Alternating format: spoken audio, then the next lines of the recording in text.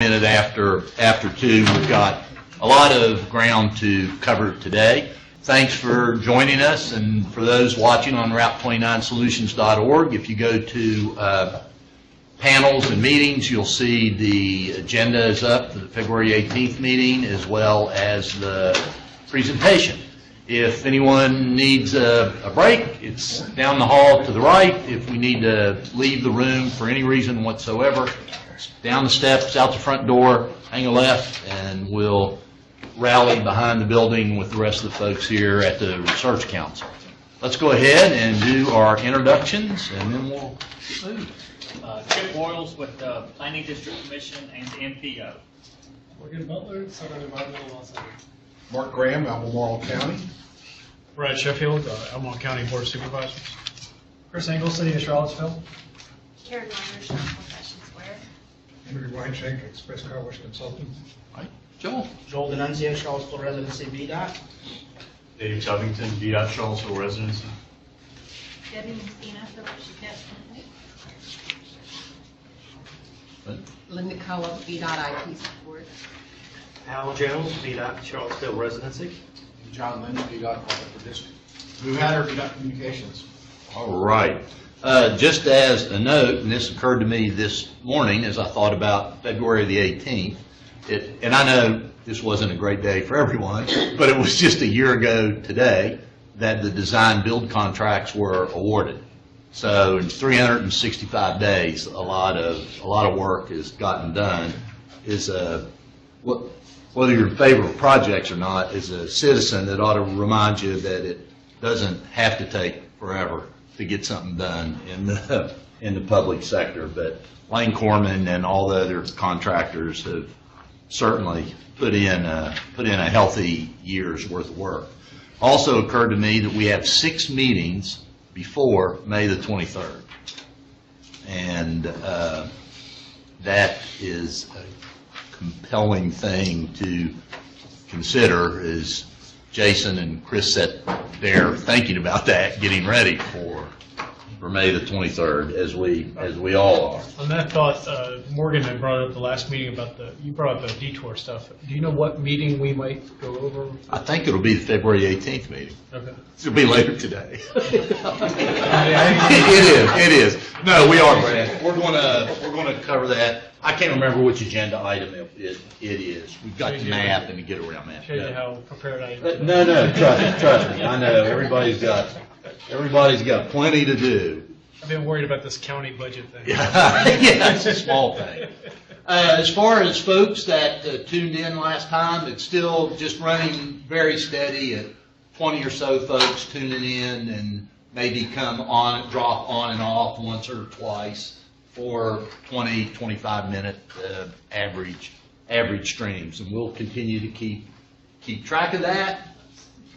For the feedback that we got through some of these are coming directly to Lou at the Route 29 Solutions email, but it seems like picking up a little bit more, just getting some phone calls, and we're tracking those as well.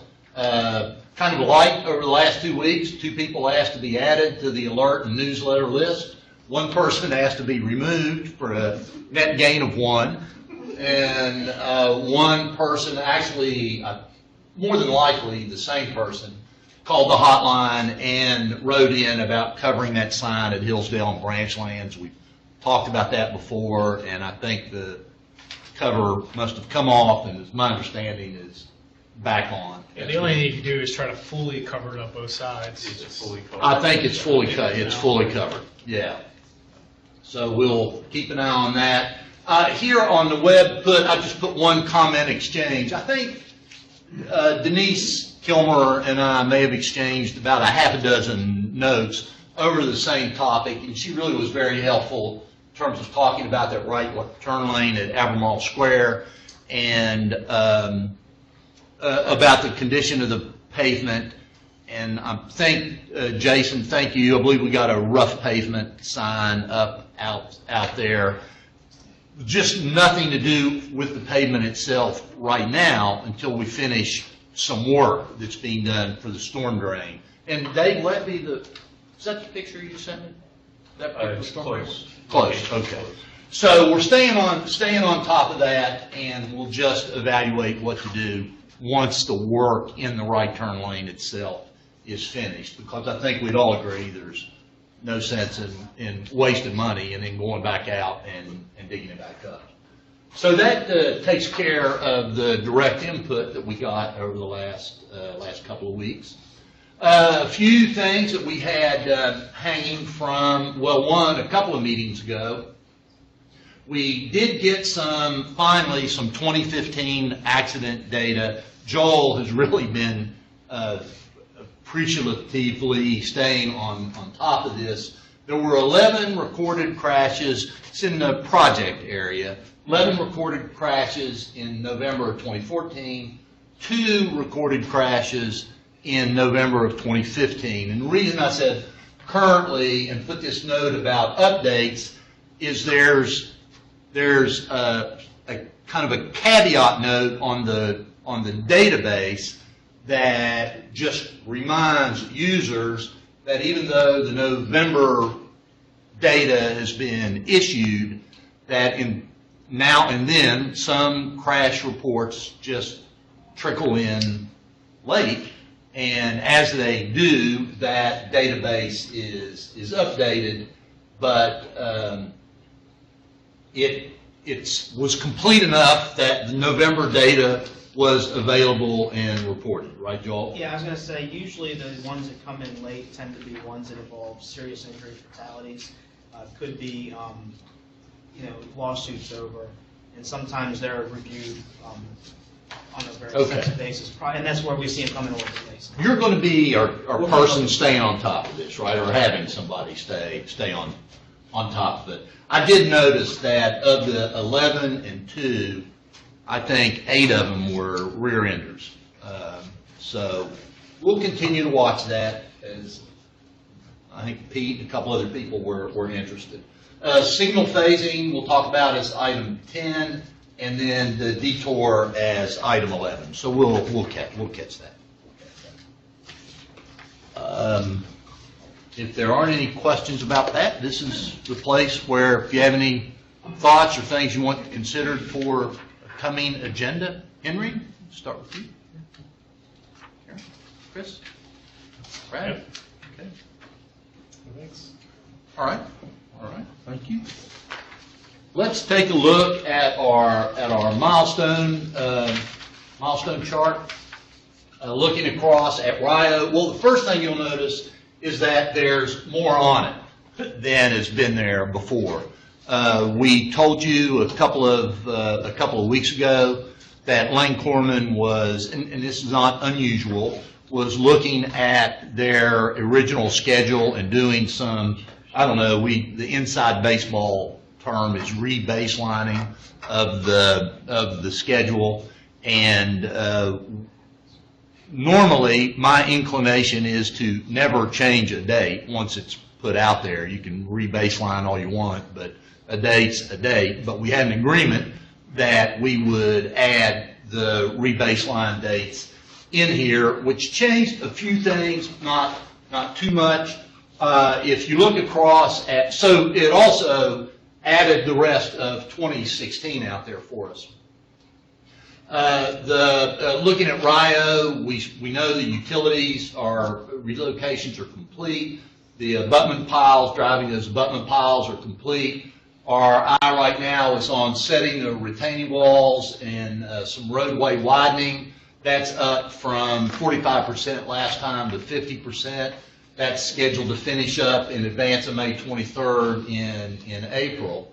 On the Route 29 widening, one thing I'll point out here is that I do think, in fairness to Lane Corman, we have the gas relocation, this line, gas relocation, showing that it should be complete at the end of February and that it's standing at 0% complete.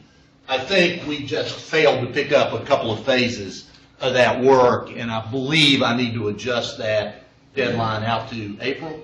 But we'll make that adjustment. Phase 1, grading, drainage, and paving is still the same from a couple weeks ago at 35%. My bet is that a little wet weather had something to do with that. Down at Berkmar, a lot of things going on at Berkmar. Right-of-way acquisition is up 70% complete. The south abutment excavation and pile driving is almost finished, about 95%. About halfway through the rough grading on the south side of the river. Utility relocations still moving on toward a end of March completion. A lot of things coming up this year with the construction of the bridge and the roadway there at Berkmar. As far as Hillsdale goes, right-of-way acquisition is up to 50% complete, but I think we're Probably a little more than that. probably a little more than 50%. There's been, Hillsdale is a flurry of activity getting ready for this right here, advertised for bids in March. Those 90% plans came in, have been reviewed, so the engineering team that's working for the city is finishing up the final design. Down on the Best Buy ramp, the pavement widening moved up from 40% to 60%. Final paving is still in here at 0, and that may have me spun up a little bit, but as Dave reminded me, this is a pretty fast process once they get to that point. I asked Dave to maybe just spend an extra minute on the Best Buy ramp today, telling us a little bit more about May the 21st, which is also coming up upon us quickly.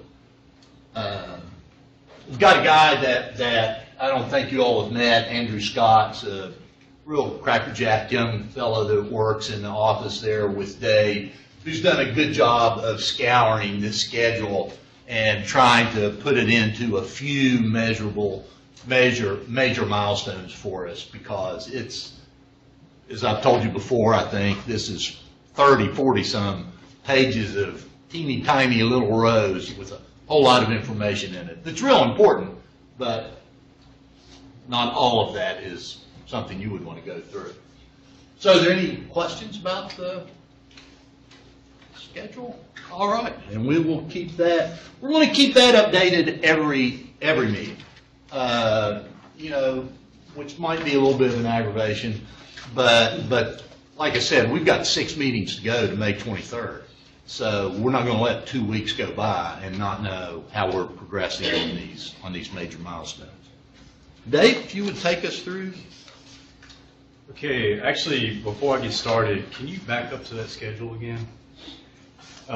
Just to spend the extra time, I'll do it up front.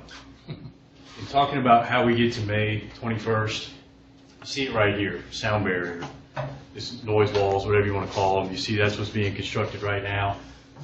That's the critical path, so to speak, to project completion.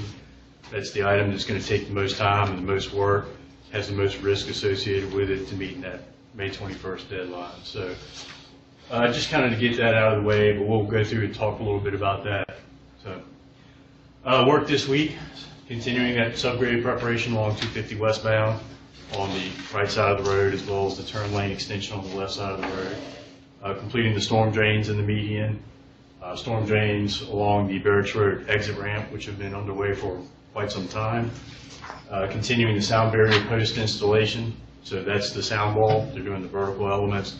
They'll come back in with precast panels that they'll basically slide down between those elements, and that's what completes the sound wall. Continuing the installation of the MSE leveling cap and coping. That's the top portion of the MSE wall that kind of finishes it off, makes it look nice and neat.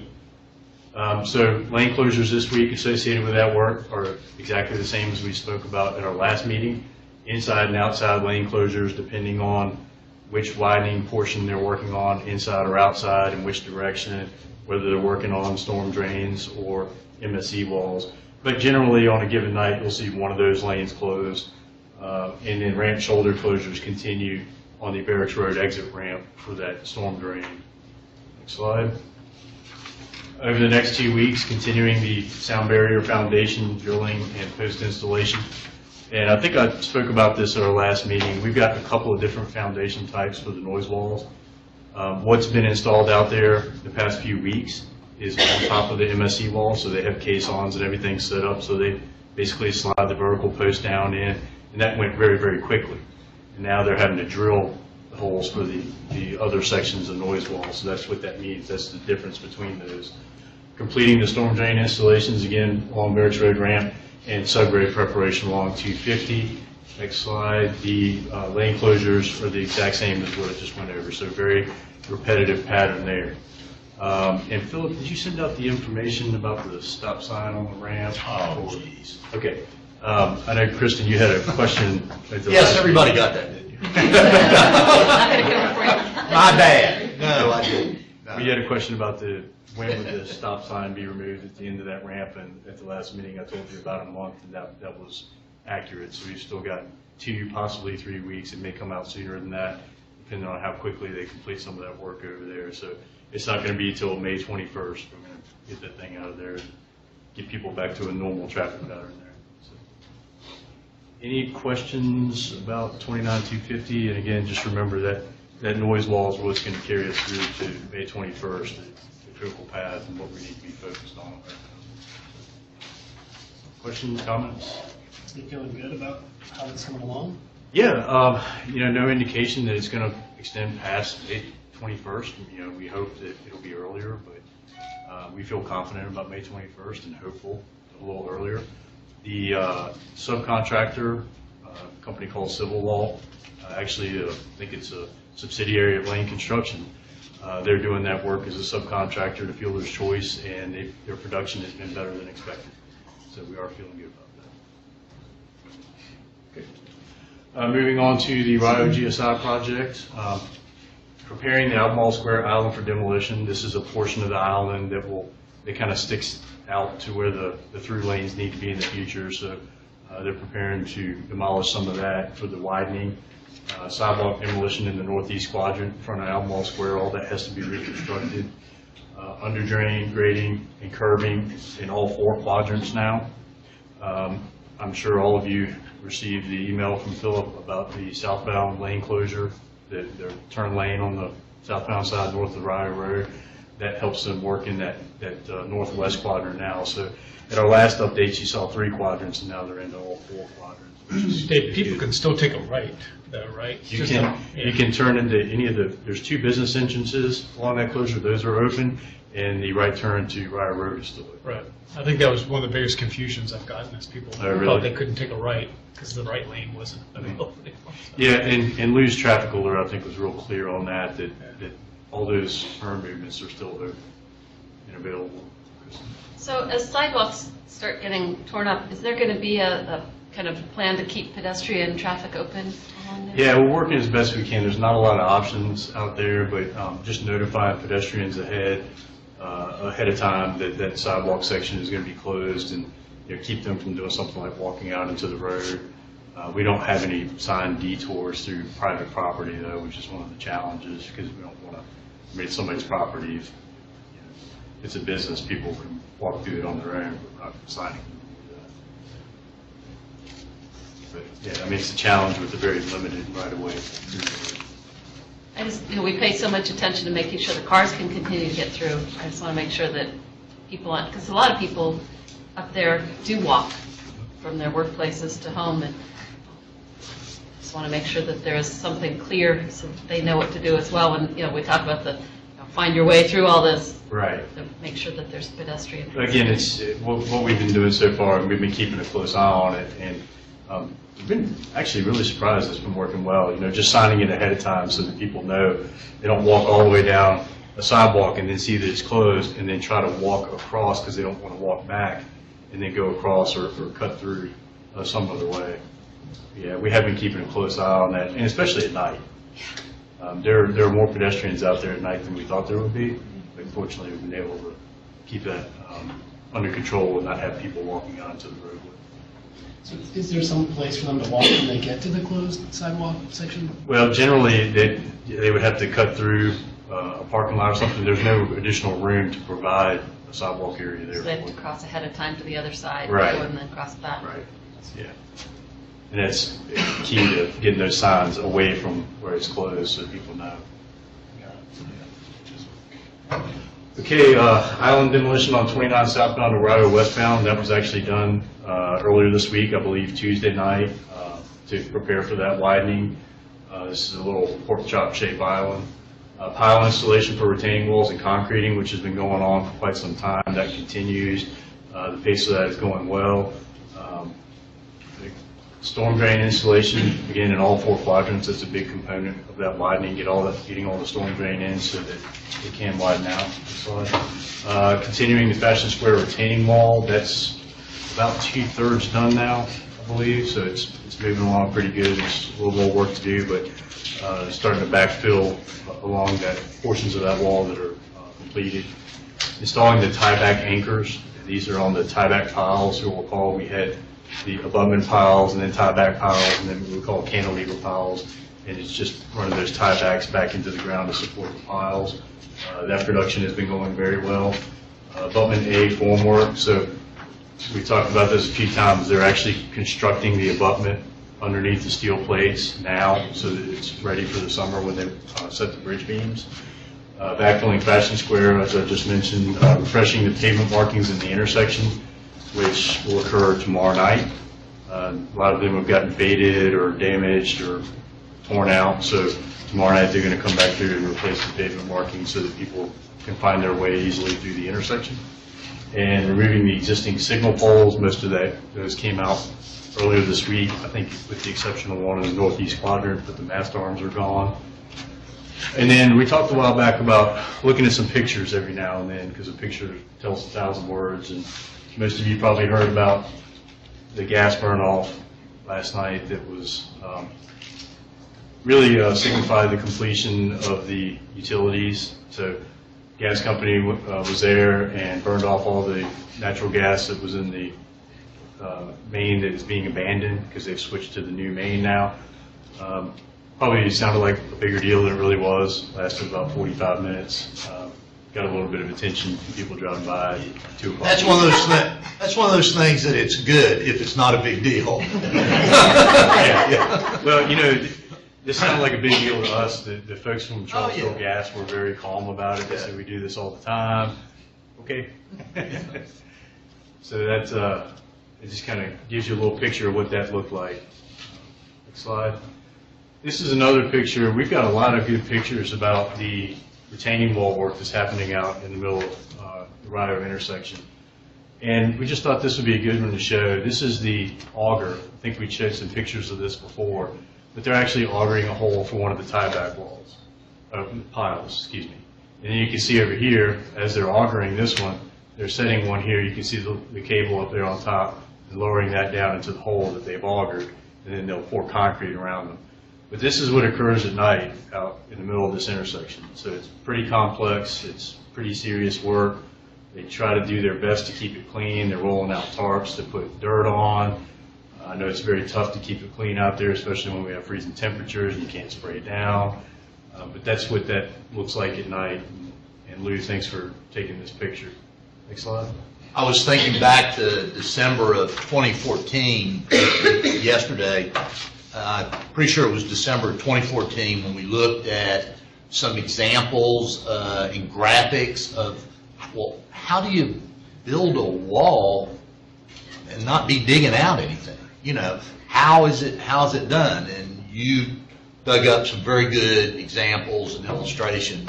Well, that's what's happening. That's what's happening now. Yeah, that's much better than the examples I had. You know, surprisingly, it's kind of hard to find pictures of that online. Rio storm drain installation. I wanted y'all to see this picture. This is right next to the Albemarle Square entrance on 29. This isn't even the deepest excavation, but there are 2 trench boxes here stacked on top of each other, and they still haven't even gotten down to the pipe. And this just puts it in perspective. You know, we see this work going on, and it's going on for what seems like a long time. It's actually going very quickly, though. But it's very complex. There's a lot of utilities out there. It's very deep excavations. We've got, you know, railings on the trench boxes, and just to make sure everything is safe, so that kind of slows things down a little bit. But it is a very difficult process what they're doing out there every night. And so I just wanted y'all to see this picture. to kind of get a sense of what they're really doing. And during the day, what do you see here? During the day, you see it covered up with steel plates. Yeah. So, Nobody can fall in it or anything like that. you know, those steel plates, you think about it, Jason's folks at 8 o'clock, 8:15, 8:30, 8:45 are waiting for 9 p.m. And you have to then establish your work site, get work done, pick up, get up, clean up, put a steel plate down, and be ready for traffic to run by 6 a.m. Fortunately, this is not out in the road. This is adjacent to the road. It's something you would not want to be doing during the day for safety reasons. But don't think that there's a 20-foot deep trench out there in the middle of the road underneath those plates. But it is very difficult. And actually, this trench does extend across the entrance to Albemarle Square, or did at the time. It's actually all the way across now. So just giving you a sense of scale here with what's going on out there. Next slide. Any questions? Well, still got some more stuff on Rio. Lane closures. We talked a little bit about the right turn lane. February 17th started yesterday morning, and it's 3 weeks in duration. So we put some thought into this, and Jason gave us some information as to how many shifts were needed. It was 15 shifts, shifts a day. So 5 days would be 3 weeks for 15 shifts. And the important thing, again, is Brad asked, is the business entrances in Rio right turn lane remain open. And they are signed. There's got little signs out there that say entrance open. I believe that's how they read. To let people know that they see those cones or barrels. Sometimes it's hard to see that opening there, but having that sign there lets people know that it's open. Aside from that, as we've discussed for many meetings now, the Rio crossover being closed at nighttime while they do all this pile work, so restricted to through movements and left turn movements. Generally, the right turns are open unless there's an activity that they can't keep those right turns from Rio open onto 29 due to safety reasons, and then that's when the detour is set up, so folks know to use the detour when they're coming from Rio Road. And then just a triple lane closure, northbound and southbound, to allow them to get in there and do all that work. Next slide. Over the next 2 weeks, Albemarle Square Island demolition, sidewalk and retaining wall demolition in the northeast quadrant there in front of Albemarle Square. Begin BMP4. BMP stands for Best Managed Practice. It's a stormwater management facility. BMP4 is very unique. It's underneath the roadway. Any of you who know anything about new stormwater regulations, there's a lot to it.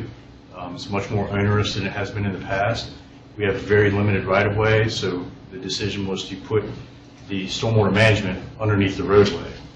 It's not the first time it's been done, but it's rather unique in the application that we're doing here. So it's a complex process. That's in the southwest quadrant, so southbound lanes, south of the Rio intersection, headed down toward ground collision.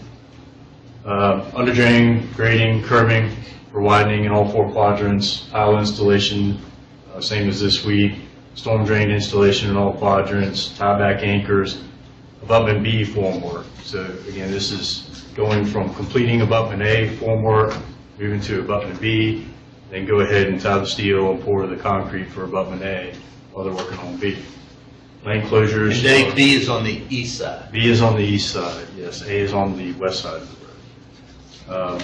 Anticipated lane closures this week, or excuse me, over the next 2 weeks are the same as we just went over for this week. The southbound right turn lane during the day, the crossover closed at night, and triple lane closures northbound and southbound of Rio. Any questions about Rio Road? A lot of activity going on right now. So the work that's being done that's requiring the daytime closure in that particular quadrant, it's temperature sensitive work. It is. So the fact that it just covers one quadrant, I'm assuming similar work needs to go on in the other quadrants, but hopefully we get to a point where the temperature is no longer constrained. We're going to cover that a little bit more in item 8, agenda item 8, I think it is. Well, I can before we get to that, I can tell you one thing that might help clear it up. For the past several meetings, we've been talking about this work in 3 quadrants. We had a lot of warm weather in December, which allowed a lot of that work to occur. And now the 4th quadrant is coming up. that's where the temperatures are really playing in. So, yeah, we'll cover that a little bit more. Any other questions on Just that? maybe a comment with the construction. I had something earlier this week that it may happen every single night with y'all. It was just kind of strange for me. I was coming from the airport late at night and you had it down to a single lane. One of your construction trucks was coming through the lane. You really couldn't distinguish it. So when it cut between the cones to go to the construction area it was supposed to be going to, a whole string of cars followed it. Oh, Thinking Was the beacon light that was on? where they should be, No, I don't. I think they just thought because of the way it went to the right, as if it was able to turn on Rio, they just followed it through the cones right up to a point where they had to stop. I was not one of them. I just happened to be behind them and saw it and just thought, I don't know the remedy of it, but it could have been a Did it have mess. the beacon light on top, the flashing light on top of the truck? I don't think it did. Yeah, I don't think it did. That's something to. But it was. some construction trucks have a sign on the back that says construction vehicle do not follow. All the dump trucks, anything like that, the larger trucks, and we've even talked about what we call the stake body trucks, the ones with all the tools and stuff in them, having those signs. I always thought it was because of rocks, but I guess maybe it's because of It's going exactly odd the reason. places. That's Yeah. exactly the reason. But pickup trucks aren't required Yeah. to have those, and that probably was a Yeah, I pickup think it truck. was a smaller, yeah. Jason will take a look at that. Yeah. That's important stuff. Thank you for. Yeah, and that's part of our, weekly or more frequent, almost daily, in most cases, safety discussions. So. I can just imagine. Yeah, like a bunch of dollars. People trying to get home from the airport. Jet Any other lag. questions about Rhino? Anything else for Rhino? All right, moving on to 29 Lightning. Work this week, I think we're still waiting for things to dry out. It's really muddy there, and that water has a hard time getting out. But installing temporary drainage structures, that's a continual process as we go up through the project and change that grade and fill in the median. Continuing the median grading. Utility relocations, this week we still had all of our, what we call out-of-plan utilities, all the private utilities. We're starting to see a couple of those finish up, so you'll see that on the 2-week work. Grading for Pond 3, this is just south of Ashwood Boulevard on the northbound lanes. It's a pretty large site that was cleared there, so starting that grading activity. Pond 2 construction entrance and clearing, that was cleared early this week, and they're still working on clearing that. The construction entrance was put in. That's a little bit further south from Pond 3. So I think 1,000 feet. About a quarter mile, 1,000 feet. Along the northbound lane, so before you get to Asheville Boulevard heading north, you see it on the right. Next slide. Lane closures this week. Left lane closures northbound and southbound, depending on bringing equipment or materials in. I believe, actually earlier this week, they had one night where there was some very short-term pole closures for adjusting some overhead signal span wires. Over the next 2 weeks, again, the temporary drainage structures, median grading. This is where we see some of the utilities completing. So now we've got Dominion and Lumos, which are private. 2 of them dropped off, and Charlottesville Gas getting started. So they've finished up at Rio, and they're moving up to 29 Lightning to do that work that was on the schedule that we looked at just a little bit ago. Continuing the grading for the Pond 3, Stormwater Management Pond. Culvert jack and bore installation. I think they have been waiting for things to dry out a little bit so they can get down there and actually jack and bore a pipe underneath 29 so they don't have to open cut it. It's much less intrusive. Pond 2 construction, entrance and clearing continuing. And lane closures, left lane closures, northbound and southbound when needed for delivery materials or equipment. Anybody have any comments or questions on 29? Which one is Pond 3? I'm trying to think. Pond 3 is the one at Asheville Boulevard. That is, okay. That's Pond 3. Pond 2 is just about 1,000 feet to the south of that, same side of the east side of it. Henry? Yeah, I was wondering if you could refresh our memory, at least my memory, on the sequencing. We have presently 4 lanes Yes. in place. We're going to 6 lanes, Yes. and there was a certain sequence that we're going to wind up with an extra lane on the west side. Yeah, most of the roadway widening occurs to the west. Okay. And the reason for that is there's some steep slopes, there's some streams and Okay. wetlands on the east side of the road that we prefer not to impact. And then also we have to put the shared use trail there, so the widening really occurs. I vaguely to the west. remembered that we're going to the west, but I couldn't remember, are we just adding one lane to the west, or are we adding 2 lanes to the west?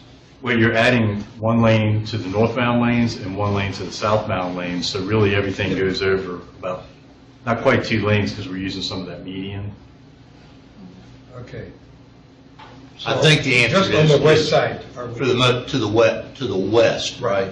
What- Are how you much- widening, are you widening east of the northbound? No, Like, yeah. no, most of that widening, everything gets pushed over to the west. Yeah, the question is, are we pushing, let's say, 10, 12 feet, or are we pushing 20, 24? So how much is the Uh, median? it- How much is just double widening? A lot of that is using the median space because we're going down to a 16-foot minimum width median. Yeah. And so I believe, if I remember correctly, there's some areas where the median's almost 40 feet wide. So in those locations, we're not really widening to the west, but 5 feet, 6 feet. But there are other locations where it's more on the magnitude of 12 to 20 feet.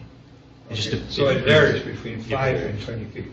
Yes. Okay, because I've been trying to, look at those medium voltage transmission lines that are out there and trying to Yes. figure out if they need to be moved or not mentally. Well, And I couldn't figure it out. one interesting point, they're not actually transmission lines. So they're regular service lines, they're not transmission lines. Well, They're not they're- high voltage. Well, they're distribution lines, Yeah. medium voltage Yes, distribution. yes. So there are some that they're not being moved per se, but they do have to be raised a little bit in some areas. So when Dominion's out there doing their relocations, what they're really doing is raising some of those poles up so that in the future condition, there's enough clearance there. Okay, but the poles stay where they are, Generally, yes, yeah. generally. Some will. They may have to move one, because to put in a taller pole, they may do it to the side, Mhm. but they're not taking the whole They're line. still on the same line. Yes, essentially. yes. Okay, yeah, because that's what I couldn't quite. And then there are aerial crossings going from the west side of the road over to the east to get to Forest Lakes. Yeah, so that's some of their relocations as well. Yeah, okay. Thank you. You're welcome. Any other questions on 29 White? While we're on it, I think we touched on this last time, but at some point during the construction of that project, if I recall correctly, all traffic will be sort of shifted to one side while they work on the other side, and then they'll reverse that. Sort of. There's not like a shift. I think there was some confusion. I don't remember if it was in this meeting or some other meeting I was at. It was at this meeting. Yeah, about moving the northbound traffic over to the southbound side and having 1 lane in each direction. That's not going to happen. We're maintaining 2 lanes in each direction. If I remember correctly, the northbound lanes will be shifted over to the median, and while the work where the northbound lanes currently are is done to adjust the grade. And then that gets shifted back, and then the southbound lanes get shifted to the median area. So basically, they're building a road in the median, shifting traffic over, doing work where the road was, and then shifting it back. I want maybe, once, before we get to that point, but at some point in the future, one of our meetings, we could kind of. Sure, yeah, absolutely. Yeah, we've got a good diagram that we Yeah. can go. I'm glad to find out I wasn't the only guy that had a memory loss here. Yeah, no, it's a good question. Okay. It's in, I think, a total of 5 or 6 phases. Yeah, 5 phases. 5, I think. So there's a lot of shift traffic over. Well, work you here, explained shift this to us once before, I know you did. We'll Question go- is, I couldn't remember. Okay. Burkmar Extended, abutment A, pile driving and concrete placement. That's just about as Philip mentioned before when he was going over the schedule, about 95% complete. I think there's one more pile to drive and then a couple what we call restrikes, so to speak. And MSC formwork, that's the retaining wall that will be up in front of the abutment. So we have the piles and then we have the mechanically stabilized earth wall, just like we have down on 29-250. So that work will begin. clearing abutment B on the north side of the river. That's already started. And some grading in abutment B has started as well. No lane closures associated with any of the Burkmar work. So, a couple of pictures here just to give you an idea of how much work's really been done out there if you're familiar with this area. This is a major cut along the river to get down to where the piles had to be driven. So what we see here is the crane. This is what we call a diesel hammer to drive the piles. This is very, very steep over here, so it just pretty much drops off down to the river on the other side. And you can see we're catching everything with silt fence, and we've got some erosion control basins there. But this was, this whole area down here had to be driven with piles down the rock. So that's looking north. Riley Mills Road is on the other side of the river there. Next slide. And then just a little closer up of the diesel hammer here at the top. That's what actually goes up and down, drives the pile in. This is, this guy's, they've just set the pile and he's detaching the cable. So they're setting up to drive that pile. Next slide. Over the next 2 weeks, finishing up abutment A, pile driving, constructing the leveling pad for the MSE wall, formwork, finishing up any clearing that needs to be done in abutment B, but I think that's pretty much done now. Finishing up the grading in abutment B, mobilizing the crane to the north side of the river to use it to drive the piles. That's the same crane that was in the middle of Route 29. It looks much smaller out there on Burkmar now. It's in the middle of an 8-lane highway. And then driving those piles at abutment B. We don't have any lane closures associated with that either. Any questions about Burkmar? What does the actual right-of-way look like? Has any work been done on the actual right-of-way? On the south side of the river, that was property that was owned by VDOT that we purchased for the 29 bypass that we're able to use. That's all cleared. The right-of-way has been cleared. The grading is about halfway done. So what you were looking at with that picture, that's kind of representative of what that right-of-way looks. So now my question was on the north side. On the north side, other than right there beside Riley Mills Road where they went in and cleared for abutment B, it was cleared by the property owner in the fall. The property owner decided that before selling the property to VDOT, he'd get the value of the timber. It was select cut, it wasn't clear cut. So here in the near future, probably within the next month or so, as we acquire those properties up along the Burkmar alignment, we've acquired 6 so far. The tree cutters will come in and clear the right of way for that. So hasn't been done yet, but in the near future. If you drive up there, you can't see anything. Sure. If you drive up on Riley Mills Road, other than you'll get your vehicle muddy, but yeah, you can see where they've cleared for abutment B. It's almost right beside Riley Mills Road, and then you'll be able to see where the property owner logged that property. It'll be very evident. You can see it from 29. Any other questions on Burkmar? Okay, signal updates. This is the additional signal work generally on the hydraulic and Rio loop in preparation for enhancing MOT this summer. They've set a schedule of April 1st through May 1st to complete that work, and they are still in the design and working out contract task order with the on-call contractor that we have. So by April 1st, they'll be installing all that infrastructure that we discussed at the last meeting. I expect that'll probably happen a little earlier than that. So they're just doing that design in preparation for installation of all those controllers and cameras and things like that. Any questions on those upgrades? Hal, why don't you take us through your baby there? Would you like a pointer? Good afternoon. For Hillsdale Extended, work this week involves wrapping up appraisal work on the properties. There are 24 properties that need to be acquired. To date, 19 have been approved, and the remaining will be wrapped up this week or first of next, due to something I'll talk about in a moment. request a DBE goal determination. That's disadvantaged business enterprises goal that the contract folks like to put in contracts to make sure that minority and women and small businesses get good favor with the contracting. Continue making offers to property owners. We've made 19 offers to date. One of those needs to be redone based on a property change, and that is why we're wrapping up appraisal work first part of next week. Finalize the memorandum of understanding with the county for the stormwater management basin. We've gone back and forth with some details with the county on our 90% plans, and those are being worked out now with revised drawings due, I believe, this end of this coming week. So are we close to getting some ink on a piece of paper there for that agreement? yes, yeah, there's a draft in place, and Yeah, all right. the final details are Okay. what are being worked out right now. Finalize the settlement and closing documents for the USPS property.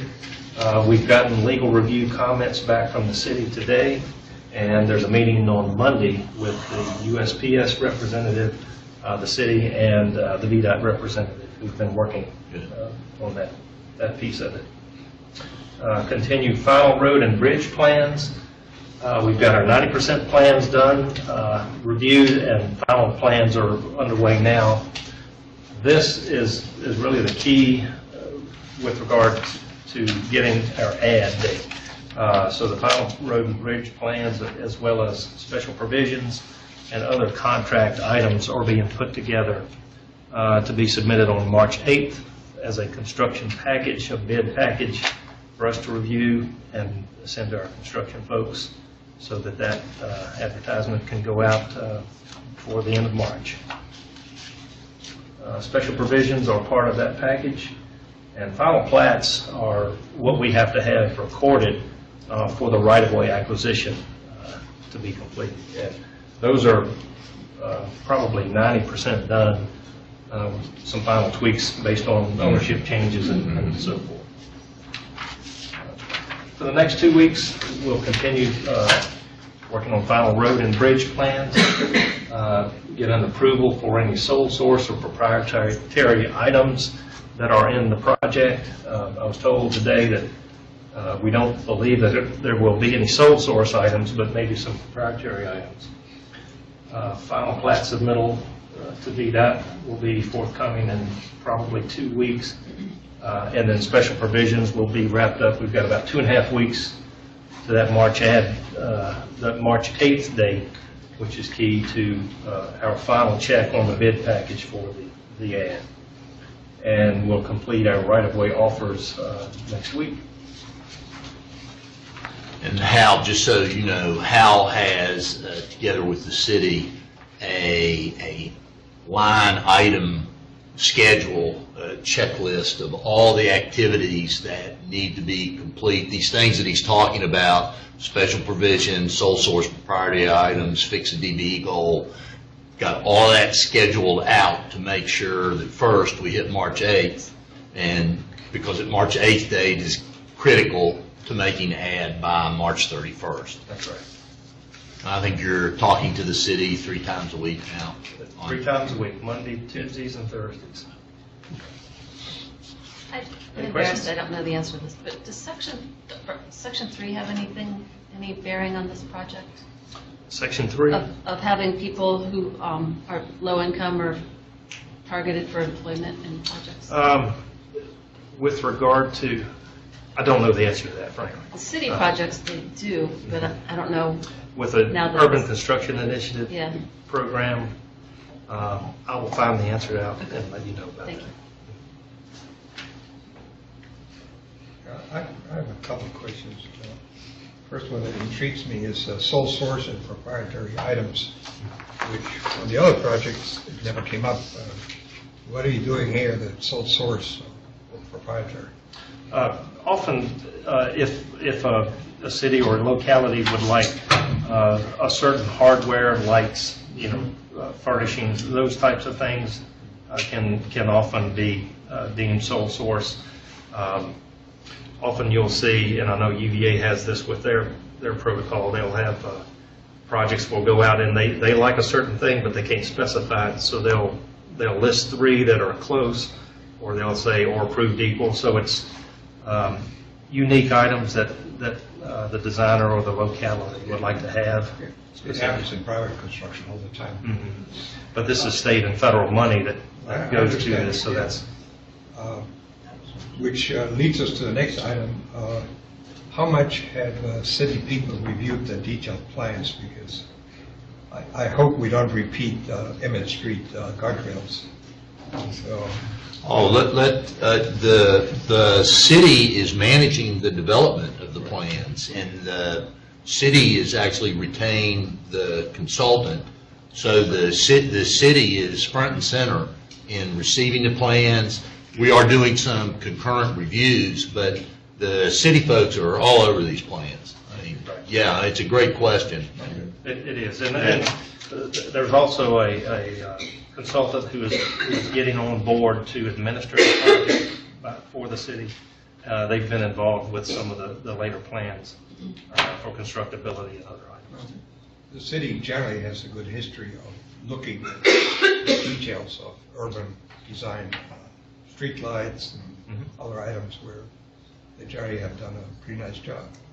And it goes back a long time since the development of at least the development of the downtown mall. So I still feel that if they had looked at that median at Emmett Street and the 250 bypass, they would have come up with something a little bit better. Okay. Hal, you did a great job. Thank you. Thank you. Let's look at the budget. If you recall, we said we would update the budget again for this meeting, and then we're going to update it to the middle of the second meeting of every month. I added an item in here because otherwise you're just looking at a bunch of numbers, is what changed from the last meeting. And not a lot, but one thing I noticed that maybe Dave can elaborate on, as far as the design build package, which remember, that's Rio, Burkmarn, Route 29 widening. Dave moved $31,734 over from his exposure to his approved change orders, so an additional $31,000 was approved. That flowed through evenly through the project with no change in the estimate at completion. Notice on the Best Buy ramp, the amount moved over from exposure into there's an amount moved over into change orders from exposure, but the exposure went down greater, which at least would signal to me that maybe you took some risk out of the project. Yes.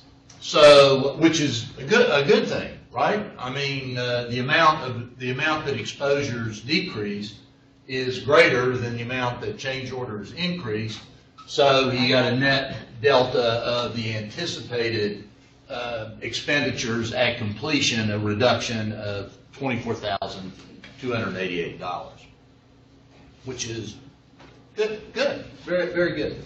Adaptive signals will carry that on there, but no change there. And we're teeing this up for Hal to start filling in for us after March 31st. I know you're working on your engineer's estimate, which is something we won't talk about in here before March 31st for, I think, obvious reasons.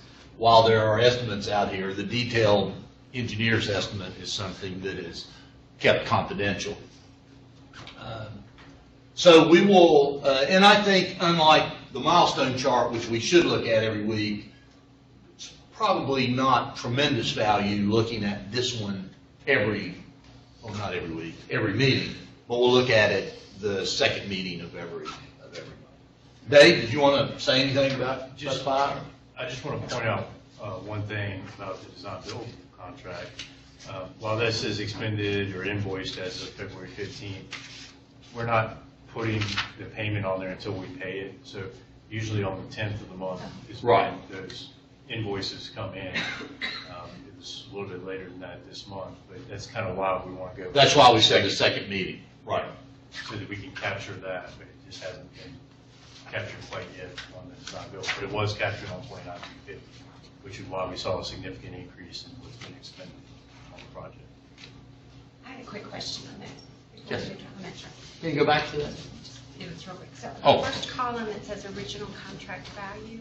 Uh-huh. Does that equate to the actual contract for each project with the contractor, or does that also equate to the actual original budget for each project? This is the contract value with the contractor. And so what would the budget have been for each of those, and how does that compare?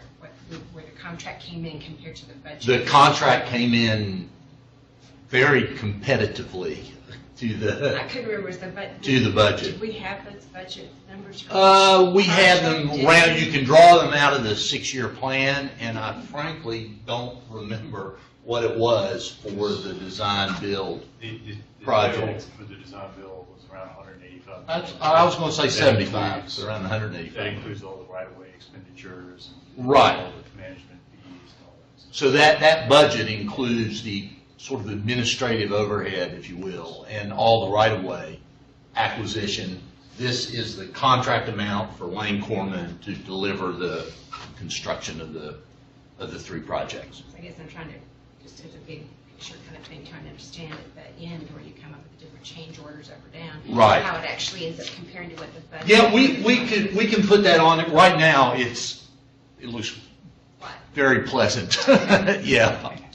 Yeah, we could take the 6-year program numbers, which include preliminary engineering, right-of-way, and construction, is how the CTB allocates the money. And then there are a lot of estimates in there for each one of those phases. So at the earliest stage, there's a number in there for construction that is important from a budgeting viewpoint.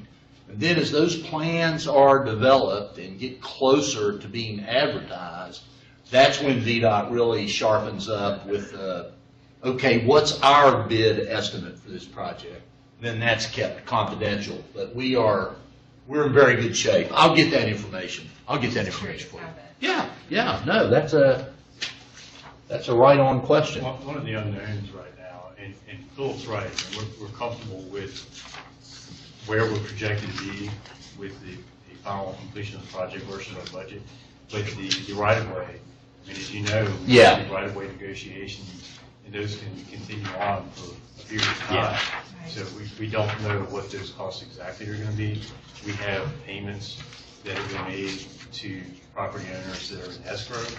And we kind of have an idea, but we don't know until the end what those costs really were. That's the real unknown. This is nothing, I mean, that's typical, is that you get up close to the end. There are not a lot, but there are certain costs that aren't going to come in until a few years go by, which is why it's very important to have a contingency and exposure amount on another project I'm involved with, which is a lot more sensitive in terms of those numbers right now. You know, every week we're looking at change orders, exposures, contingencies, and where a right-of-way case is being settled. But we can give a good general idea, unless we want to meet in 2019 and see where everything ended up. But that's a good point, Karen. We'll do that. I wanted to talk just a minute about this partial daytime closure. It may have been that I took it as more of a big deal than anybody else, but it's a big deal. And here's what I wanted to remind everyone.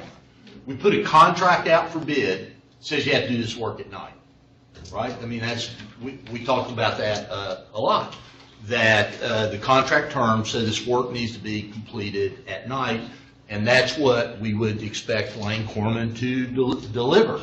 That you gave a price to deliver the work based on the contract terms. Those contract terms also say that at VDOT's reasonable discretion, they can consider a request to do work outside of those nighttime lane closures. And reasonable discretion doesn't mean VDOT has to do it. but it means that VDOT can't be obnoxious about it either, that Lane Corman has a right to expect a reasonable discretion for them to submit a request. Okay? Which is different than a reasonable expectation necessarily of approval, but that they can make the request. Dave and Jason and I talked about this a lot, and what we agreed is that first of all, we're in Albemarle County. It gets cold, it rains, and it snows. So that doesn't get very far with me. I mean, you know that happens. But where we can demonstrate a need and a clear public benefit, we ought to consider it.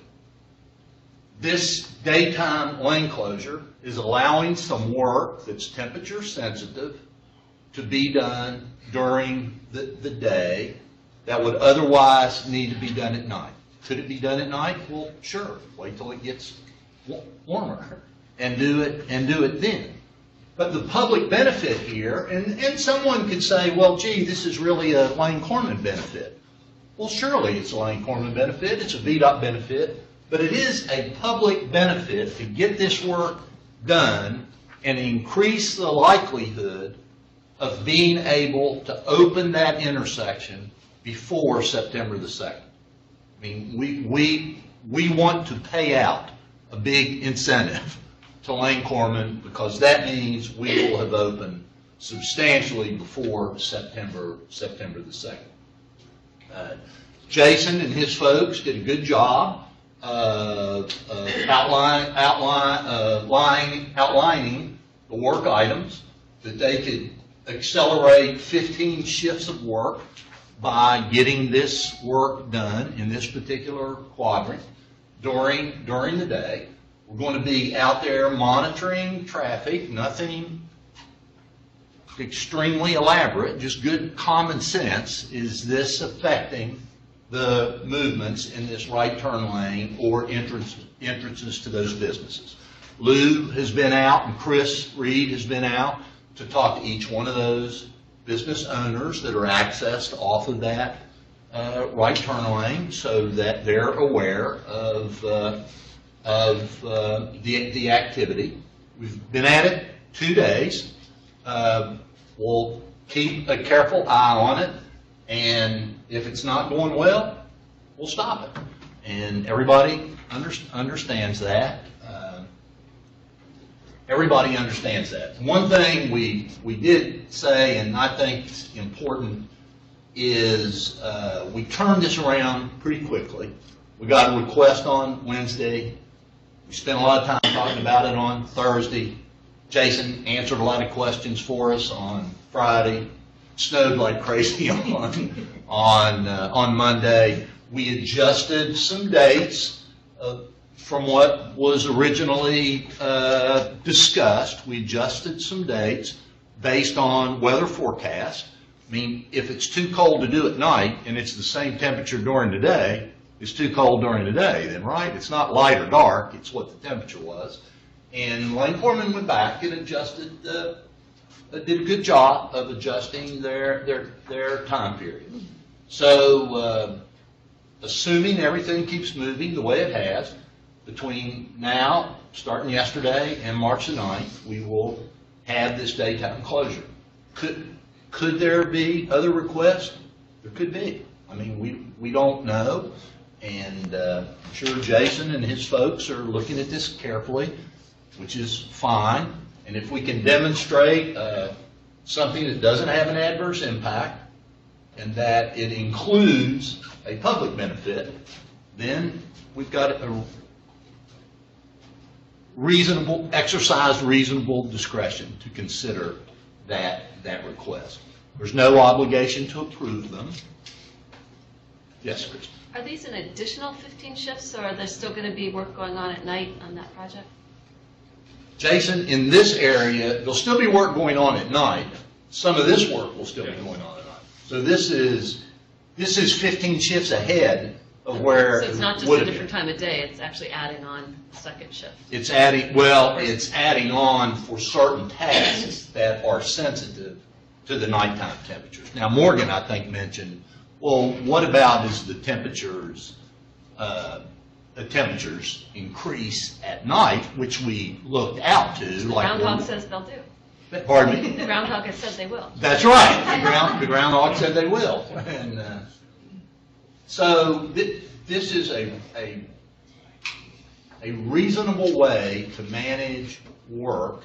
There's no requirement to grant time outside of those, outside of contract terms, and there's no extension of deadlines without penalty beyond what's required by the contract. But that's all a long way to say that you've really got to be comfortable with your partner when you get into these kinds of discussions. You've got to trust what you're being told, and you have to trust that the work will be executed in an expedient manner if you approve the request. And I think Dave and I are comfortable. We had that kind of relationship with Lane Corman, but really with Jason. I mean, at the end of the day, quite frankly, you can care whose name is on the truck. It's what people are doing work, and I'm very comfortable with the relationship we have, and we'll keep managing these appropriately if more requests come forward. Okay. Woodburn Road, Joint Construction Office. This has been a bit of an issue. You come down a pretty quiet road, and all of a sudden you wake up and there's a big construction office. I mean, yeah, Faulkner was there before, I understand that. And it's not about what do you have a right to do or any of that. If you live there and you put yourself in a person's home who's waking up every morning, there's a lot of stuff going on, and there's noise going on. We're making them work at night, I remember another person with Lane Corman said, I have an easy answer for you. Let us do all this during the day.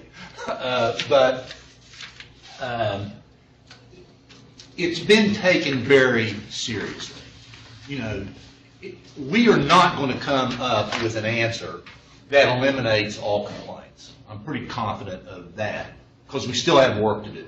But we took a look at, and we'll look at this on slide 34 in a minute. We did try to see some time ago, can we just not use Woodburn Road for this hauling? And could we cut in a new grade down to Berkmar? It's just too steep. I mean, we could spend a lot of time on it. It's just too steep. It's not a matter of how much it costs or those things. It just would not work.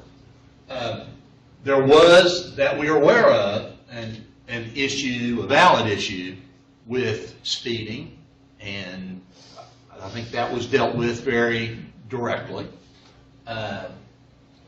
So everybody's being sensitized to that. Some equipment, but not all equipment, and maybe you could tell us generally which ones, Dave, have been retrofitted with low emitting backup alarms. So it's a little less intrusive than the normal alarm, but not all equipment. There's still equipment there. Can you just? Yeah, the equipment that generally stays on that site, loaders, those are equipped with the low emitting, low noise backup alarms. What it does is it concentrates the noise. It's a different tone. It doesn't carry as far. So if you're directly behind it, you hear it, but if you're standing off to the side or in front of it, it's not nearly as loud. But equipment that is taken out to the project site out in the middle of Rye or 29 at night to do work, that's a safety issue. They want to make sure that people can hear that, understandably so. We don't want to have an accident because somebody didn't hear a backup alarm. But the equipment that is working there on the lot, those loaders at night, has been equipped with those backup alarms, those quieter backup alarms. I think one of the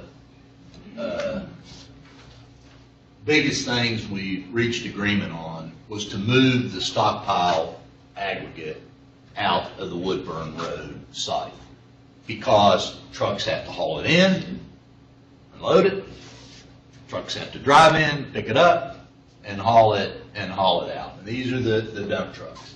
I think, Jason, as of this week, no more aggregate is being trucked in to Woodburn. I think you still have some to move out of there, but that's greatly reduced the number of trucks on the road, and will continue to decrease the number of dump trucks on the road by stockpiling that aggregate up at Route 29 Widening. Route 29 Widening. The other thing, and really thank Joel for doing this, even though Dave stuck with paying for most of it, is that we leased a street sweeper. I mean, just a street sweeper. And it will be, once the weather warms up a little bit enough, because it does have a water tank on it, will be stored there at the Woodburn site and will be used for cleaning the street. So I think that's a good move. Once the project is finished, post-construction, the district will have to evaluate, or the residency, Woodburn Road, and include any appropriate rehab in the work plan. So I think we've got a good, manageable approach to Woodburn Road, and it just may or may not meet everybody's desires. But we need to be a good neighbor. It's a big operation. I know Dave and Jason are very sensitive to what's going on there, and we will monitor these changes and see how that goes, and continue to take a careful look. But here's the grade, and this isn't the greatest. Go ahead, Linda. It's not the easiest thing to see or greatest sketch, but I did want you to know that Lane Corman folks did more than just kind of walk around and look down the Burke Bar. They tried to lay in a grade. The Woodburn Road site is up here at the top right, and Dave penciled in there approximate water line crossing. So there's a water line up there that to get from Woodburn over the water line down the Burkmar resulted in this, some grading work, excavation would need to be done, but results in a 12% grade, and it's just not going to work for what we need to do. So, which, if it worked, we would have done it a few months ago. It just won't work. So again, appreciate all the cooperation on getting the stockpiled aggregate out of there. I think that's a good move. Any questions about Woodburn? I know the county has heard from a good number of people. One thing you didn't talk about, which y'all are doing, I think doing a pretty good job on, is the communication with the neighborhood. And this probably relates back as well to the prior item with the daytime closing, making sure you're working with those businesses. Right. Just, from what I've seen, and Brad's probably got a slightly different perspective on that. I think some of the neighbors do as well. But from what I've seen, you yeah. guys have done a pretty decent job trying to reach out to people. But I do think it's an important element to.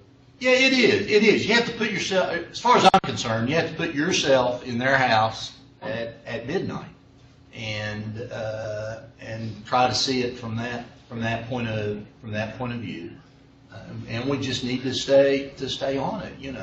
It is a neighborhood street, and we don't need to speed. There's no excuse for not obeying the law. First of all, certainly in terms of speeding, and we just want to be the best neighbor as possible, and still execute the work. So. Right. I'm just trying to make sure we don't lose track. Yeah, no, I got you. Communication's just as important. Lou and I were just talking about that earlier. You know, we wondered, Lou took time on Monday, a day off, that was interrupted for him by snow duty anyway, and Chris did his best to drive down here from Warrenton, but that didn't work. That didn't work out for Chris on Monday. And went and met with those businesses. And there were a couple of them that, you know, I know, I'm sure Lou tiptoed through the front door, and everybody was fine and understanding. You know, when you take time to go see somebody and explain what you're doing, it generally works out. So thanks, Mark. Lou and the whole comms team gets a lot of credit for keeping that up. Phil, can I point out just a couple things real quick? You know, the speeding issue, and this was from the first day that we moved into that office. There was a lot of things that I was harping on about being a good neighbor, but especially speeding. There was one instance fairly recently, it was about 3 or 4 weeks ago, of somebody speeding, and that was dealt with immediately. There are people who speed on Woodburn Road. I sure hope that we don't have any issues with lane foreman or VDOT employees. If we do, we'll deal with it immediately and take it very seriously. We welcome the county police and state police monitoring that. They've increased their monitoring. They've got a speed trailer out there now. They've done run some radar on it recently. I applaud that because I think it's an issue that, from a high level, needs to be addressed on a very narrow road, residential road. And then with regard to the Berkmar connection, 12%. Why is 12% a problem? Well, if you look on the left side there, that's Berkmar Drive right at the end. And if a truck is sliding down that road, it can't stop. And next thing you know, it's out in the middle of Berkmar, and that's really a safety issue. So just a couple things I wanted to point out and look at some of these diagrams. You know, loaded trucks going down a 12% grade can be real problematic. Thanks, Dave. The signal phasing and the ride westbound to Hillsdale. I'll notice this answers everything, Brad, that you asked us about. We did get a fellow from the Regional Traffic Operations Center, came out day before yesterday and day before yesterday in the evening for a few hours through the evening rush, and then yesterday morning's rush hour, and stayed through the midday rush hour. And at least from the observations, and he had a lot of information in his report, that was functioning the way he would have expected it to. I think about 11 cars were getting through each. Yeah, I think he said there was something between 9 and 11 cars in the normal queue in the peak hour. And I went through there yesterday, and to see that many cars in that queue actually does look like a lot because those intersections are so close. But as long as they're clearing, it's normally okay. So I don't know if you just to be a little cynical, you went out basically the day after the winter storm. Well, yeah. I mean, that's what So it got went out. maybe when weather improves a little bit. I mean, we'll go out and look at it again and keep an eye on it. No, that's fair. The 16th probably wasn't the best day. I didn't tell you that we went out on Monday. But I had no problem on Rio on 16th. yeah, but we'll keep looking at it. I think, Philip, also what we should do is follow up and see if we've had, I don't know if we've had any crashes out there. And I don't know if Grant's looked at it. Well, We I should don't know. review that. I mean, hopefully not. But Well, I'll continue monitoring it and talking to residents and stuff. And yeah, see please if do. it gets back to where it was. Please do. And we can have Grant drive out there again. Yeah. Okay. The bigger issue is the last two. The bullets. bigger issue is the last two, and starting with the last one first, we do need to sit down with Lane Corman and understand what their signal phasing plan is for the May 23rd to the September 2nd period. But, and I'm not sure how this gets to it, but we have run down. First of all, back up a minute. Doing something with the signal phasing now at night is more complex than I thought it's more complex. But after the traffic control while the traffic control is getting set up, the lights are in their normal operating phase, and that's helping Lane Corman get their equipment where it needs to be. 30 to 60 minutes into the closures, the lights are being put on flash mode with Route 29 flashing yellow and Rio flashing red, which should help the situation that you're talking about. Not during the early part of the closure necessarily, but let's say between 10 and, I don't know when you take them out of flashing mode. It's about 5 o'clock. About 5? Okay. So I think here again, Brad, it's something that we need to just keep an I think eye that'll help. on. Like, it's about 11 o'clock, and most people should know I actually take the time to go out a lot lately during this construction to just see how the environment is. Right. 11 o'clock is a route when it gets really, really hectic because people are stopping when there is no ability to turn and the lights are turning red. Right. And it backs up all the way almost to the next light. Yeah. Because it's just, people are confused and, not the next light, I'm sorry, past up near Myers Drive. I'm still thinking the old light is still there. Right. So it's, Right. I think this will be a big improvement. I think the yellow flashing will help provide a little bit of caution as well. Okay.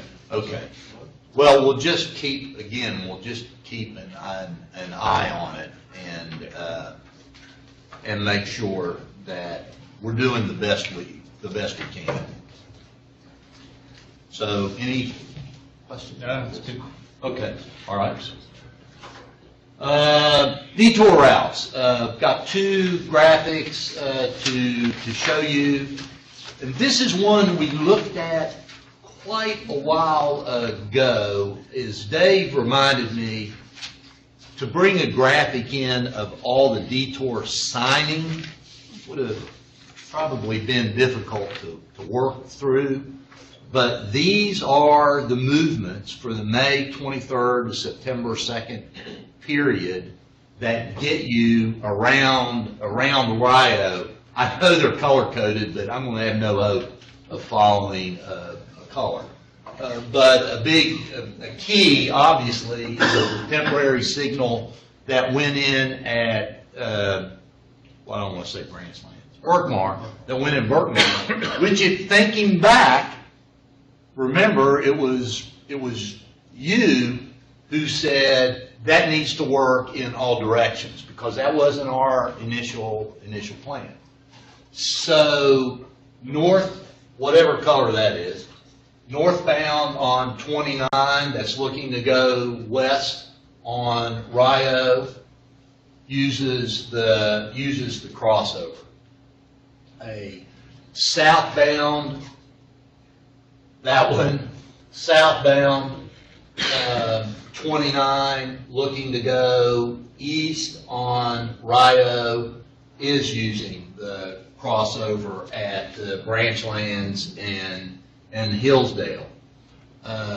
These 2 points are the key points for the detail routes.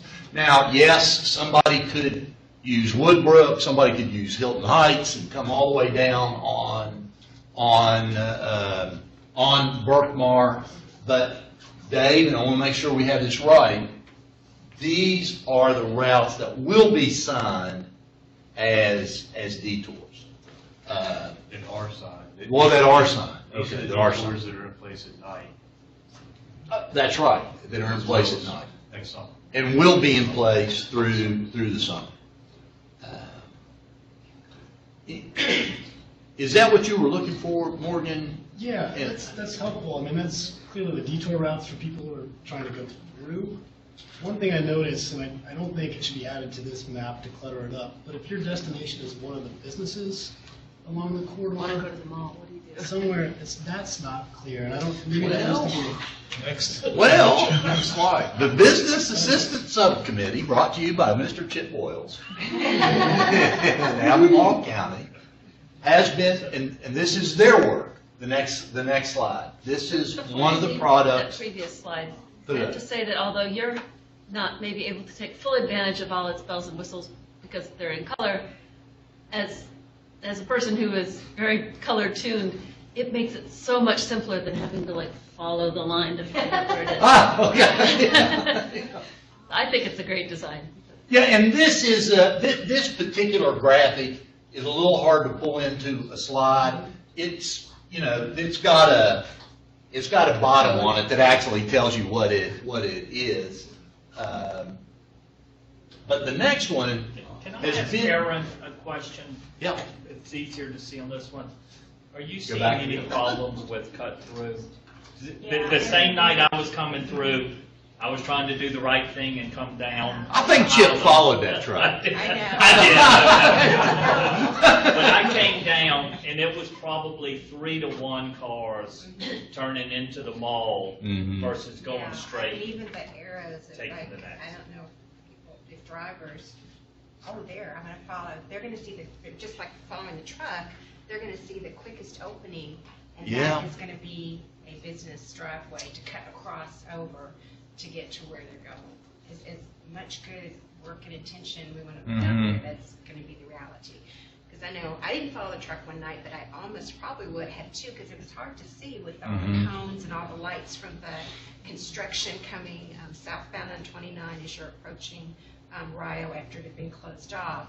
And if you saw someone cutting through, it's like you're gonna follow, and the same thing happens. They see someone, oh, they're going, and it kind of becomes that group mentality with the drivers even, I'm gonna follow that path of least resistance and get through, so. Well, for me, it was just, without following, it was just tempting. I knew it was a shorter path to go through the mall. Yeah. Just because I'm familiar with it. And Albemarle Square possibly is just, well, maybe. if they're- Well, Albemarle Square, and don't let me say this wrong, Albemarle Square, I think, talked to Dave about us actually cutting off their entry from, They did bring it up. which is something VDOT can't do.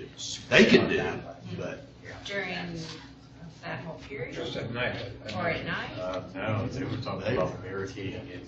Yeah. Leaving a barricade. I don't want to misspeak for Albemarle, anybody at Albemarle Square, but that's just not, VDOT's not in a position to barricade off an entrance to private property, which And is that not is some of something we the would want. anxiety of kind of not being sure where to go will be easier in the daytime. Because like you said, the lights are in your eyes and you Yeah. can't see very far ahead and suddenly there it is. Right. Whereas during the daytime, because it is kind of like this, you can kind of see ahead what's coming and make your plan. That may mean more cut-through traffic in the parking lots, but it may also be fewer people feeling anxious about it.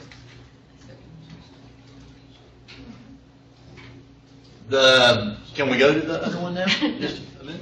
The Business Assistance Subcommittee, and Chip and Lou, please fill in, worked on something that I know was talked with the chamber and the business groups and the county, Lee Catlin's input, and the folks at SIR to come up with this, something that's a smidge bit more artsy, that would be a get-around map that VDOT is, well, no, the Business Assistance Subcommittee, or VDOT is having printed in pads that will be given to the businesses in the intersection area.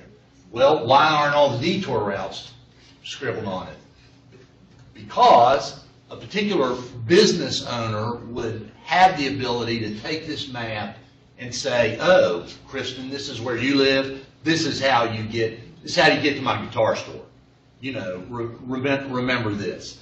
There was a lot of discussion about putting more business names on it, about putting business names on the back, and the long and short of it was, you get to a point where the more you put on here, the faster it's going to be obsolete. So what they settled on, and this is final with one exception, right, Lou? You all have called this final with the exception of where it says Charlottesville Shoppers World, it's supposed to be 29th place. That's getting fixed. A local business is printing this. I mean, the VDOT did its thing and got bids as they were supposed to do, and I'm very happy that a local business got to Within work. the project area. In the project area. I guess there's nothing wrong to say who it is, public knowledge. Zip print. Zip print. So they're going to be printed in pads of 50, given to the businesses. When they run out, we'll print more, and the back will be clean. So if there's notes or whatever anybody wants to do with that, the get around map does show the movements that are allowed during the May 23rd. This is just really for the May 23rd, September 2nd period, including, remember, this is also something else that's a product of your work, the median break in the median on Rio westbound right in front of Merchant's Tire. So it indicates what movements are allowed. It's got not every place, obviously, but key landmarks noted on it: Albemarle Square, Fashion Square, I think the library, Lowe's, the quadrants, northeast, northwest, southeast, southwest, and then the logo that you looked at last week for this particular campaign, if you would call it.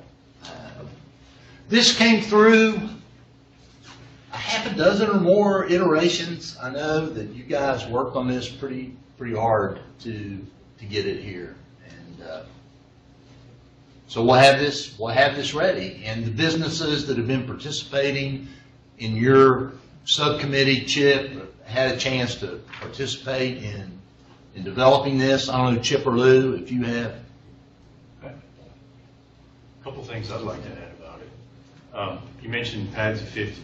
Our initial printing is going to be 15,000 copies. We've always had in our mind 2 printings, so if people start running out, we foresee that we're going to run out, we can print more.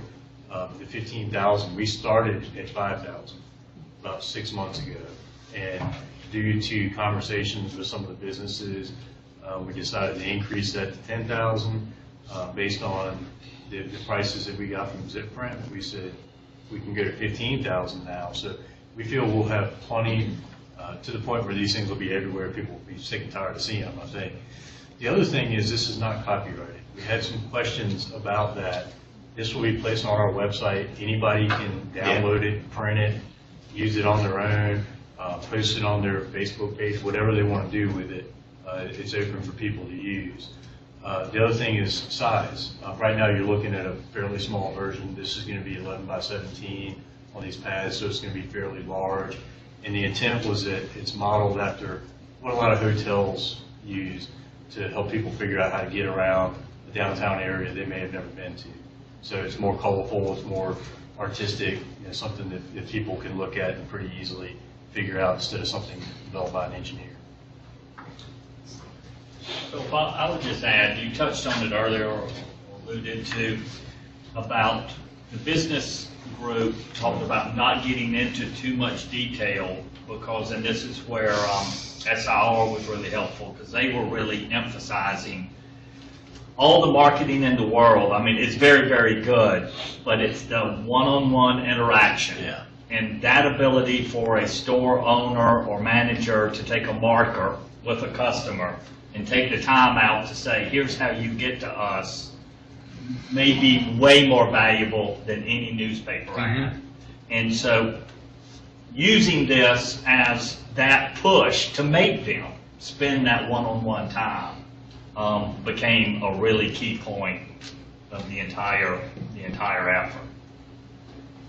No, I think it's a good effort. I remember back when, again, we had to have Matt give us some reality checks, and I was probably once again the last man down. No, we got to have every business, and let's put them all on the back, and They can put their own. Yes, Yeah, exactly. And this, I I think this lady has done this for some other localities and has a flair for developing these graphics. So it's a good effort. A couple other things to notice about this, that the more you look at it, the more this stuff will start popping out at you. But you notice each of the quadrants has southeast, northeast, northwest, southwest. It corresponds with how we're naming those quadrants. Yes. Due to They're also color-coded, as we proposed at one time. Yes. Wow. And You finally got it, Henry. We didn't get it on the sign. We didn't get it on the sign. But you got it. Why would it be color-coded? But the other thing that you'll notice about this is in the top right corner, that logo. And we saw that at our last meeting. So Yeah. it kind of We ties went over that. Yeah. to the marketing program. Now, if I may make a comment, the other diagram and this diagram don't necessarily match. And I tell you why, if you go back to the more formal diagram, the one prior to this, The one prior to it that shows the detour. the movements, yeah. Right, That right. one doesn't show the U-turn in front of Cologne. Hey, Linda, can you go back to the other one? No, which one are you talking about? The U-turn in front of Colonial. If you're heading westbound on Rio and you want to go south on 29, another detour is you could go west on Rio, Right. take a right north on 29, make a U-turn at the Myers Drive. That's right, but that's not signed as a detour. Well, the other thing You're not is, encouraging it. Myers, Right. Myers Drive, that U-turn near Myers Drive. Go is back not to the- part of the detour. That is specifically there to help people get to those businesses on the west side of 29. Yeah, people will use More it. easily. Yeah, Yeah, but it's not yeah. part of the signed detour. Yeah, that's okay. I just noticed. Yeah, no, you're right, you're right. Go up. I'm not worried about it. But the 30. get-around map is Yeah. specifically designed to help people find businesses, Okay. whereas the others, how do I get through there and just driving through?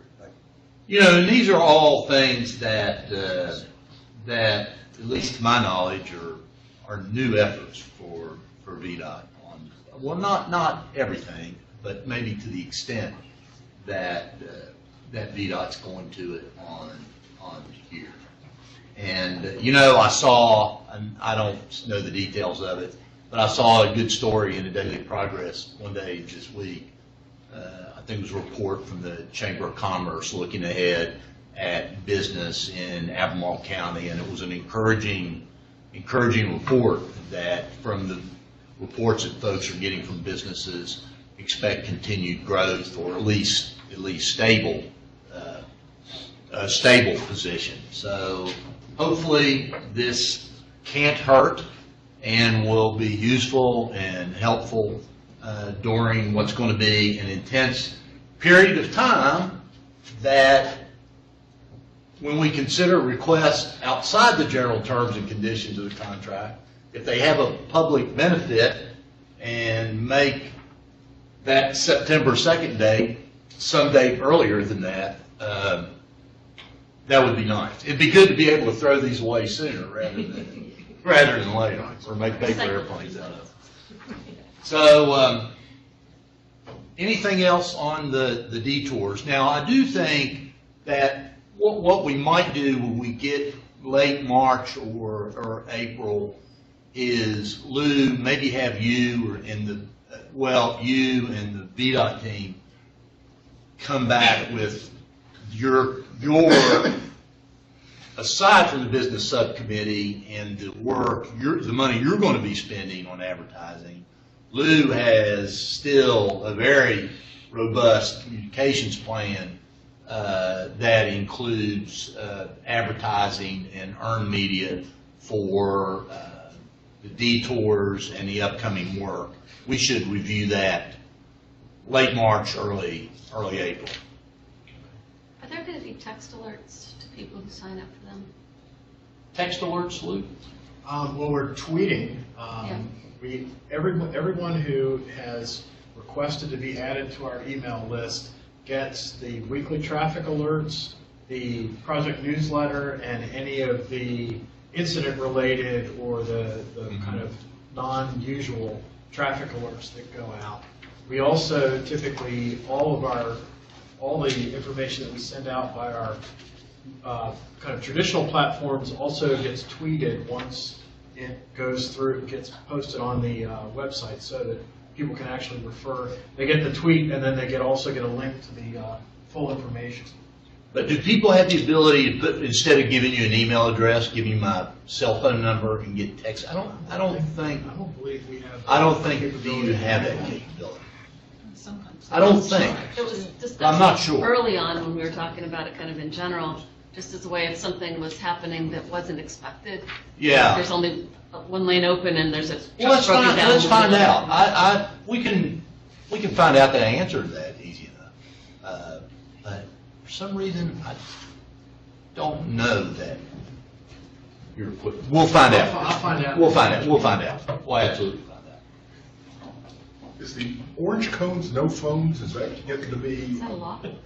is that a new thing, or I just? I don't think it's new anymore. No, it was. Came from Northern Virginia. Yeah. I actually Yeah. like it, but, There was some guy here that used to work up in Northern Virginia.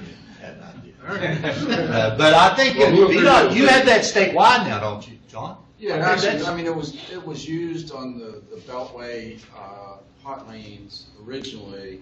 It was picked up by Federal Highway and ASHTO for a national campaign Yeah. to try to discourage people. Yeah. I think it'd be a great sign at the start of everything. Well, I know it's on some of the flashing signs. It's out there on. Do we not have it out here? Was, There's at least one out there. Yeah. But yeah.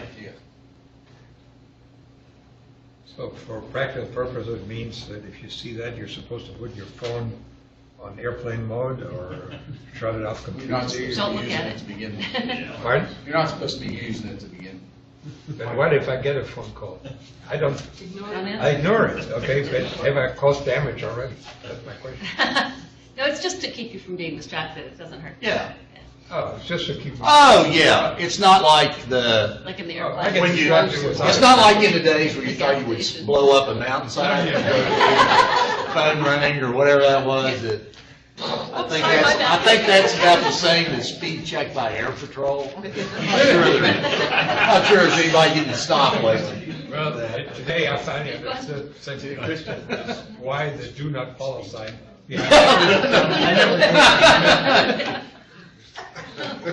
Okay, I'm learning something. This is an educational place. But this is a real good piece of work. Chip, you and the county, I mean, Lee and the whole group, really working this hard with Lou. I know everybody's really pitched in to be sensitive to what's going to go on here.